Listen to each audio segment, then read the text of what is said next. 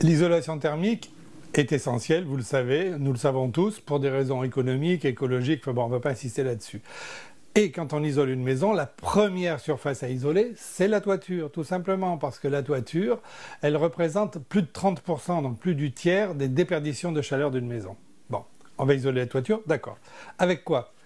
Les isolants traditionnels, laine de verre, laine de roche, mousse de polyuréthane, polystyrène, etc. Ben moi, je pense qu'on peut faire beaucoup mieux aujourd'hui. Et dans le cadre du développement durable, on va utiliser un isolant écologique, un écomatériau. Je vais rentrer dans le détail pour vous expliquer un petit peu l'avantage de tout ça.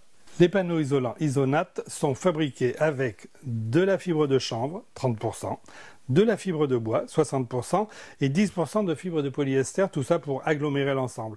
Mais regardez, on est dans des matériaux naturels. Venez avec moi, rentrez à l'intérieur, on est presque dans la nature. Alors, les panneaux Isonat ont des avantages bien spécifiques. Le premier avantage, c'était le côté naturel, je vais vous l'expliquer. Deuxième avantage, c'est la densité. Vous voyez, on a des panneaux denses. La preuve, d'ailleurs, c'est que je suis assis sur un paquet et il ne s'affaisse pratiquement pas. La densité, pourquoi c'est intéressant? Parce que le matériau va rester isolant et ne pas bouger pendant plus longtemps. Et on va même pouvoir l'utiliser en mur sans qu'il s'affaisse. Troisième qualité, c'est les qualités qui sont, alors là, il y en a même plusieurs, c'est les qualités d'isolation. La matière, fibre de bois, fibre de chanvre, est isolante thermique. C'est normal, c'est ce qu'on attendait d'elle. C'est aussi une isolante phonique, acoustique, ça c'était moins attendu et c'est beaucoup plus rare. Et troisièmement, c'est un isolant contre la chaleur. Alors bizarre, vous allez me dire. Là, ce qu'on cherche avec un isolant thermique, c'est empêcher la chaleur de quitter la maison. Ben, cet isolant permet aussi de ne pas faire rentrer la chaleur en été. Donc c'est un isolant d'hiver, un isolant d'été et un isolant acoustique. On pouvait difficilement faire mieux. Alors, on va faire une isolation très classique sous toiture, c'est-à-dire en deux couches. Première couche entre le chevron existant et la deuxième couche qui viendra par-dessous. Alors, il ne faut jamais oublier que quand on fait une isolation sous toiture, il faut toujours qu'il y ait un espace, une lame d'air entre la sous-toiture, c'est-à-dire entre les tuiles ou les ardoises, et l'isolant. Bon, ici, on n'a pas de problème, puisque là, on a un platelage en bois, donc je vais pouvoir coller mon isolant, enfin le poser tout à fait contre le bois.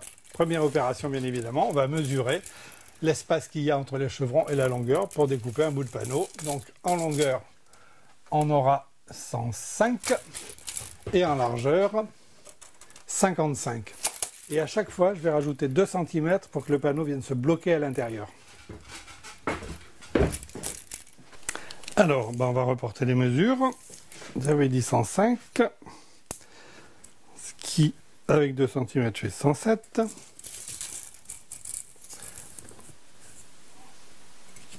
Voilà.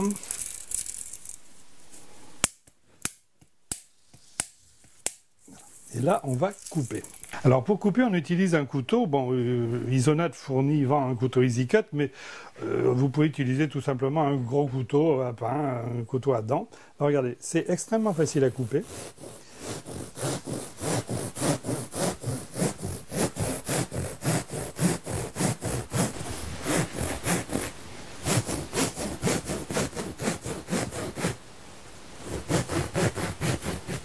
Voilà, après je coupe l'autre côté.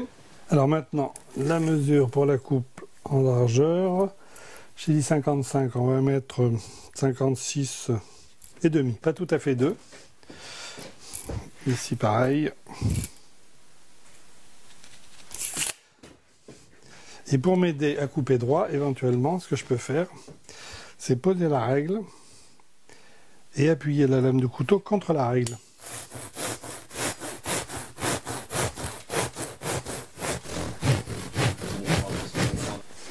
Allez, on va passer à la pause. Avant ça, je prends des lunettes, parce que bien qu'il y ait peu de poussière, c'est pas la peine de s'abîmer les yeux.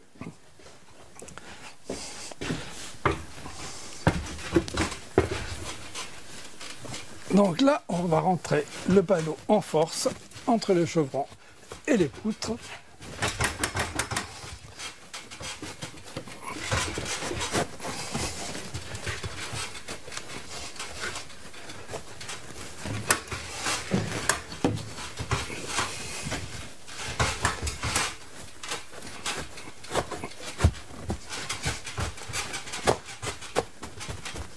Regardez, ça tient tout seul et ça isole parfaitement. Et bien on va faire la mesure entre chaque chevron pour vérifier parce que, bah oui, c'est pas tout à fait la même chose, 54,5. Bah, après, découpe, dépose, travée par travée. Alors, même technique, on vient bloquer le panneau.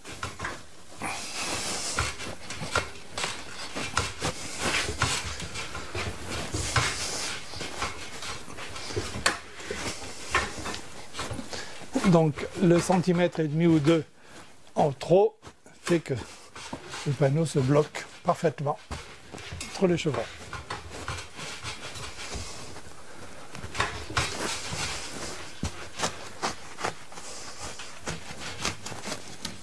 Et on continue.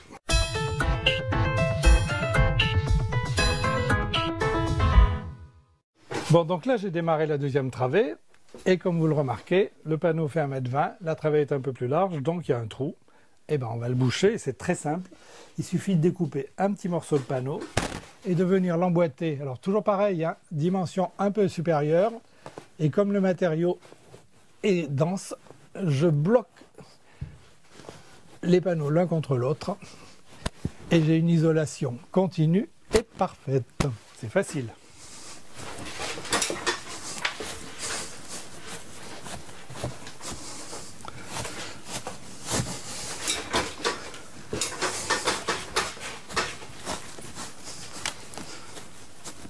Vous avez vu, le plus difficile en fait, c'est de tenir sur l'échafaudage.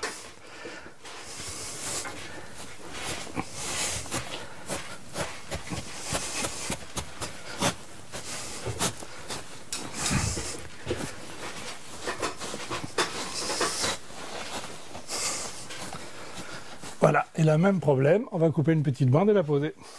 Donc la première couche entre chevrons fait nécessairement 80 mm d'épaisseur, puisque les chevrons ont 80 mm d'épaisseur. Pour avoir une isolation sérieuse et qui corresponde à la région, on va rajouter maintenant un panneau de 120 mm. Donc au total, on aura 200 mm, et là on aura une isolation parfaite pour le coin. Ce panneau, comment on va le fixer?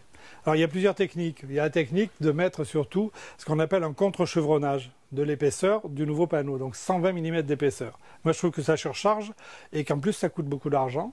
Donc je vais vous proposer une nouvelle technique, vous allez voir ça tient très bien grâce aux panneaux qui sont très denses. On va venir se fixer sur nos chevrons et je vais fixer les nouveaux panneaux à cheval comme ça, et vous allez voir ça tient tout seul. On le découpe ensemble et on le pose. Donc comme je vais visser sur les chevrons, ben, je repère l'emplacement des chevrons, c'est assez simple. Un petit coup de crayon, et même chose de ce côté. Maintenant, je vais pouvoir fixer mon panneau. Alors pour la deuxième couche, j'utilise les nouveaux panneaux Isonat qui ont un voile de confort. Alors qu'est-ce que ça veut dire? Ben, ça veut dire, vous voyez, qu'on a ici collé un petit non tissé qui fait qu'il n'y a pratiquement plus du tout de poussière et que ça va se tracer beaucoup plus facilement. Alors, je coupe mon panneau pour l'installer comme je vous le disais tout à l'heure. Il me faut 102. 102 de l'autre côté aussi. Mais comme il y a une légère pente, je suis par l'angle droit, on va la jouer finement et je vais couper un peu en biais. Alors déjà, je trace. Couper en biais, ça veut dire que je vais me mettre un peu plus loin. Je vais à peu près comme ça. Voilà, regardez.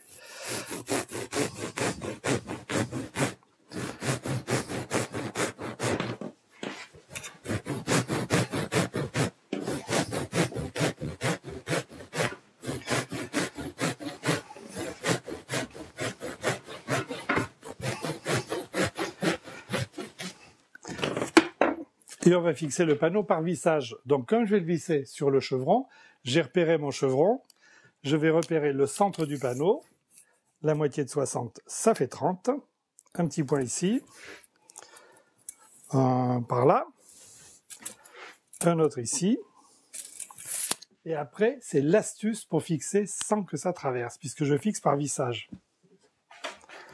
On va fabriquer des rondelles en carton. Un carton un peu épais. Quand je dis une rondelle, en réalité, c'est un carré.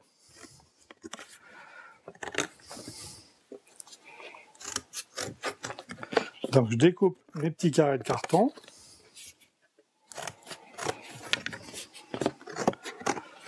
Il m'en faut 3 par panneau.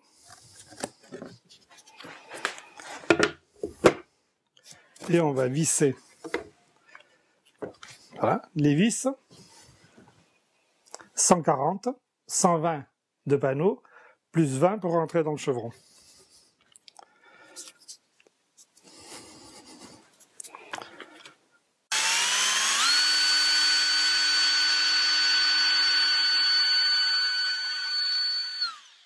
Alors on va prévisser, c'est-à-dire que je vais mettre déjà les vis dans le panneau.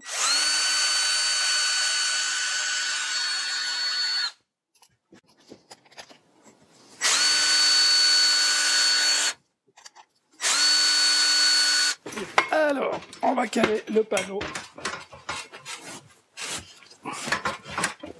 centré évidemment sur le tracé. Et là, il suffit de visser. Voilà.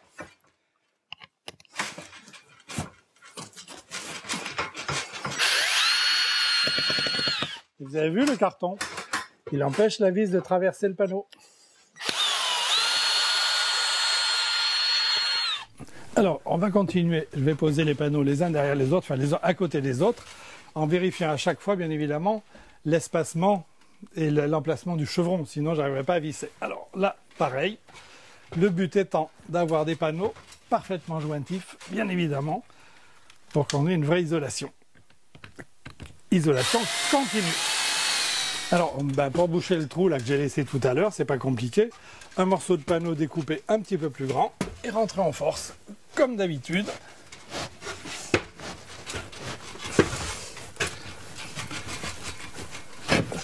On peut dire que c'est presque des panneaux autobloquants. Voilà. Bon, ça, c'est la deuxième couche. Pour maintenant, on peut évidemment habiller le plafond. Alors ça dépend un peu de vos goûts. Vous pouvez mettre, je sais pas moi, du lambris ou tout simplement de la plaque de plâtre. La technique va être à peu près la même, c'est-à-dire qu'on va poser un système de rails ou de tasseaux et venir poser l'habillage. Donc je vais vous montrer vite fait. Vous avez vu de toute façon le principe. La première couche posée, la deuxième couche posée. L'habillage, c'est de la déco, c'est plus de l'isolation. Alors pour préparer l'habillage, là déjà je pose des tasseaux.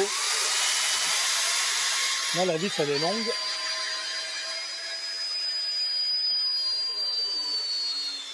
Alors ma vis elle est longue parce qu'elle fait 120 d'épaisseur du panneau, plus le tasseau, plus un peu d'accrochage, donc c'est une vis de 160. Voilà. Vous avez vu, j'ai mis un tasseau au mur avec des chevilles, un tasseau au milieu avec des longues vis, un tasseau ici contre la poutre avec des vis normales. Donc vous pouvez faire l'habillage, plaque de plâtre comme je vous le disais, lambris, enfin habillage que vous voulez. Petit résumé de notre isolation écologique qui est aussi performante en été et en hiver, mais aussi acoustique. Donc là, j'ai utilisé pour la première couche des panneaux. Vous vous souvenez, c'est fibre de chanvre et fibre de bois mélangées. Première couche, 80 mm d'épaisseur entre les chevrons. Elle est bloquée, c'est assez traditionnel. Deuxième couche, là on est en 120 mm d'épaisseur. On vient sur les chevrons, enfin sous les chevrons en réalité. J'ai vissé directement dans le chevron pour éviter de mettre un contre-latage que je trouvais trop lourd et un peu compliqué. Là-dessus, je fixe des lithos. Tout simplement. Pourquoi? Pour fixer éventuellement un habillage. Et tout ça pour obtenir à la fin, peut-être ça, c'est-à-dire votre plafond en plaque de plâtre et vous avez un plafond fini prêt à peindre.